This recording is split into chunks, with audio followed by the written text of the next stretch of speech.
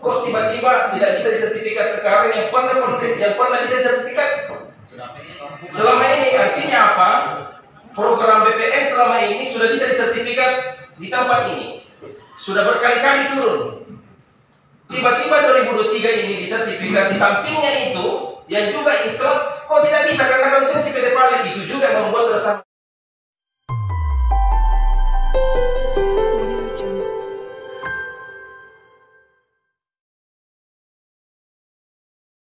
Lembaga ini memang adalah tempat menyampaikan aspirasi seperti yang disampaikan Pak Yusman tadi. Betul itu, bahwa kami di sini tidak bisa mengambil keputusan, tapi kami adalah perpanjangan tangan daripada masyarakat. Saya cuma ingin menyampaikan begini, saya sependapat dengan apa yang disampaikan Pak Yusman tadi ada beberapa hal. Memang persoalan kita ini, saya hampir di Solo juga begini.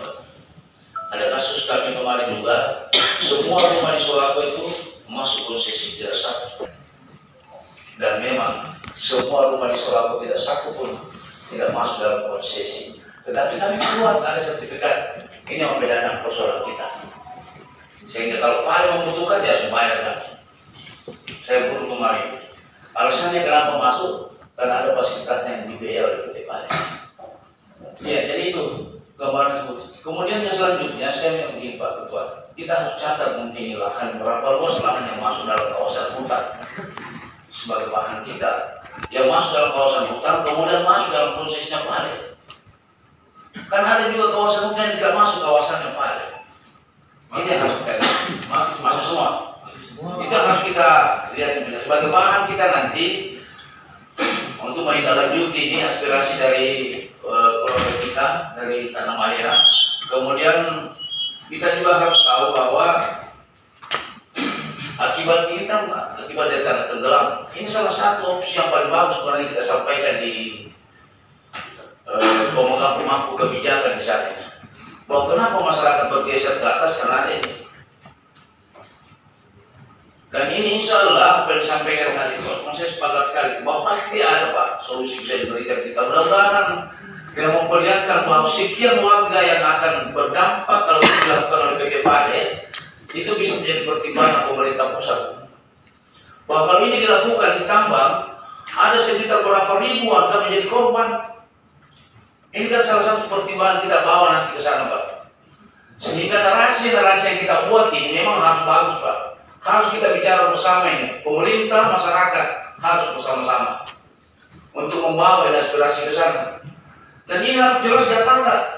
Kalau mana yang maksudnya Pak Munir? Ya data kami begini. Akibat tambang ini ada beberapa warga kami yang berdampak. Kenapa dia ke sana kan ceritanya lengkap nanti Pak.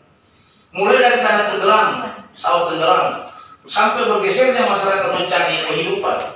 Kemudian kehidupan sekarang ini mau ditambah lagi. Ini kan semua bisa menjadi bahan pertimbangan pemerintah pusat. Kita tulis jumlah penduduk yang ada di dalam. Berapa jumlah penduduk yang ada di sana?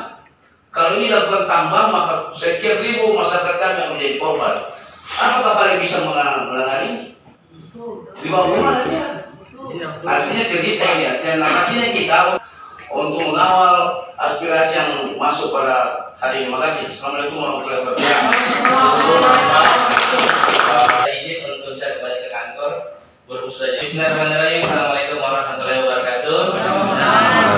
Terima kasih atas kesempatan yang kami diberikan kepada pimpinan anggota Dewan DPRD Luwu Timur. Kami izin menyampaikan sedikit terkait tanah yang ada di Malaya ya. Mana Malaya? Di Loeha ya. Loeha. Jadi izin sedikit. Yang pertama kami langsung saja to the point. Yang pertama, tanah yang ada sertifikat di Loeha yang sudah terbit, silakan lanjutkan dulu. Maksudnya kita tidak perlu khawatir ini nanti tanahnya statusnya bagaimana. Intinya dia sudah bersertifikat seperti itu dulu. Itu yang pertama. Yang kedua, tanah-tanah yang ada di konsesi Loeha itu hampir seluruh dari Loeha itu masuk konsesi Pale. Di ujung barat bawah selatan itu di luar dari konsesi. Sertifikat juga sudah banyak di situ dan itu aman. Dan ada pun sebagian yang ada di masuk konsesi Pale yang saya maksud tadi itu biarkan dulu seperti itu. Seperti itu. Yang kedua, tanah konsesi Vale bukan artinya Vale menguasai keperdataan seluruhnya, bukan. Jadi konsesi sepaham kita semua bahwa dia adalah dikasih izin untuk melakukan usaha pertambangan di wilayah yang sudah ditunjuk. Ya, tidak memiliki. Kenapa? Buktinya kenapa? Tidak seluruh wilayah konsesi itu mempunyai hak penggunaan oleh Vale, enggak. Jadi sebagian besar wilayah Vale, seluruh wilayah Vale konsesinya itu kan tersebar di beberapa kecamatan dan desa-desa. Sebagian kecil baru yang terbit sertifikatnya.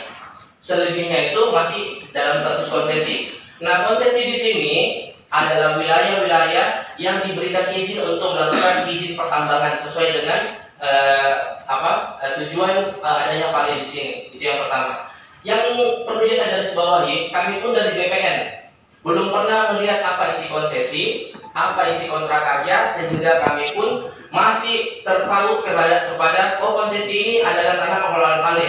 Sehingga kemarin atau tahun ini program kredit yang ada di sana itu kami pending di daerah-daerah yang ada konsesi sambil menunggu keputusan lebih lanjut apakah nanti dibolehkan untuk sertifikat atau tidak. Kenapa? Karena dari pihak PT Vale pun sendiri mengatakan semua wilayah konsesi Vale yang akan disertifikatkan oleh masyarakat itu diperbolehkan asal mendapatkan rekomendasi dari PT Vale untuk paham.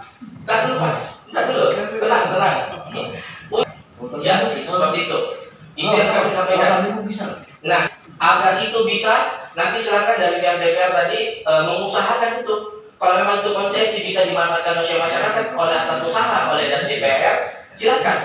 Begitupun tanah kawasan hutan. Kawasan hutan bisa digunakan, bahkan bisa dipindahkan jika sudah menjadi ada kesepakatan antara pemerintah dan hutan lindung pada dasarnya tidak sama sekali dimanfaatkan karena ada namanya juga kawasan hutan produksi terbatas, itu bisa dimanfaatkan. Kalau kawasan hutan lindung sama sekali sebenarnya tidak boleh dimanfaatkan. Kenapa? Akan mengganggu ekosistem.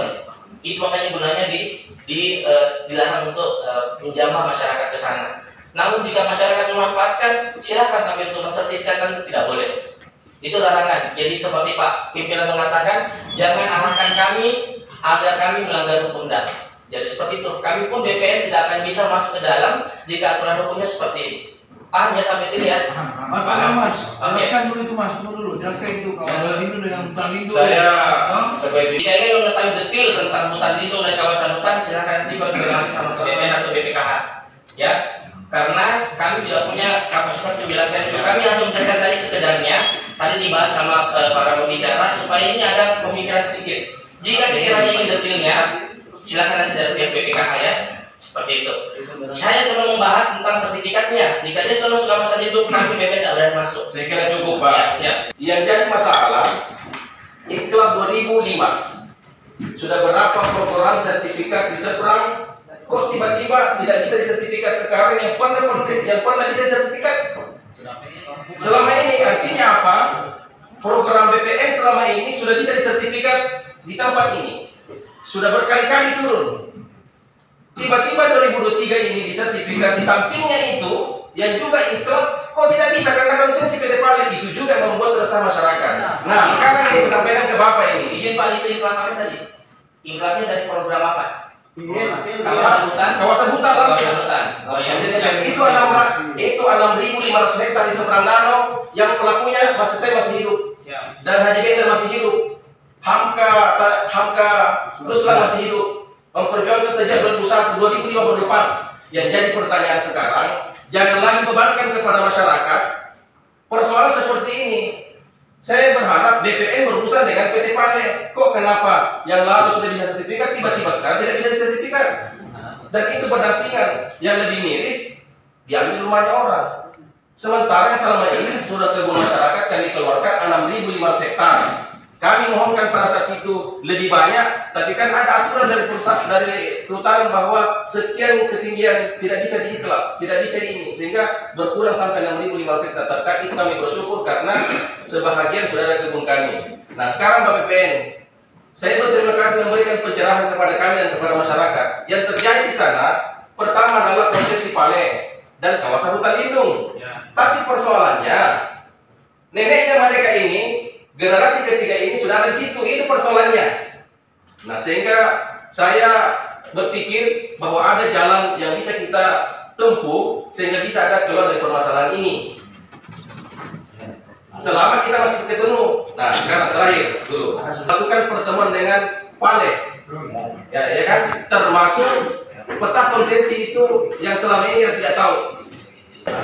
Saya waktu saya ketua teman-teman analis sekalian. Saya berdua. Yang problem pertama saya tidak salah satu persoalan yang ada di semua negara dalam pertumbuhan penduduk dia tidak bertambahnya luas kawasan. Saya rasa satu solusi adalah negara harus memasukkan pandemi negara bisa itu dia. Betul. Saya langsung terkait pada persoalan ini Papua. Kemarin saya telah terdengar pemerintah sudah mengusulkan 85.000 hektar untuk pelepasan hutan kawasan dari hutan produksi. Yang dari sisi kementerian hanya 52.000 hektar. Termasuk apa yang Papua tadi. Itu sudah dilakukan. Nah, kemudian kedua, saya lanjutin saya praktis saya kedua ini terkait persoalan ini. Persoalan yang kita hadapi adalah persoalan wilayah konsesi di atas wilayah konsesi Argun.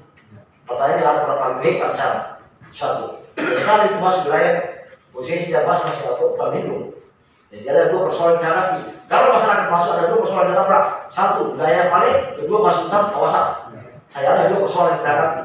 Solusinya apa itu? Kalau itu dia, kalau kita gotot, kalau harga mati adalah murah tambang adalah harga mati, maka hanya satu solusinya betul. Perubahan undang-undang minerba yang wilayah konsesi menjadi itu. Kenapa? Wilayah konsesi itu luas kawasan Pidepale sekitar 7.000 hektar di timur. Ketika berubah tahun 2002 undang-undang minerba menjadi BPK, maka dia hanya bisa dikasih sekitar 30.000 hektar. 25.000 hektar. Sehingga saya tawarkan DPR dan pemerintah daerah mengusulkan kawasan ini menjadi wilayah ikrar itu. Tetapi harus menunggu tahun 2025. Persoalan kemudian mau nggak PT Pale melepaskan? Nah di situ ohnya bagus. Itu jadi persoalan. Kalau saya keluarga saya dari seberani, karena saya tidak tahu, jujur saya tidak tahu kondisi saat ini. Kalau saya kira kalau kita bertemu yang PT Pale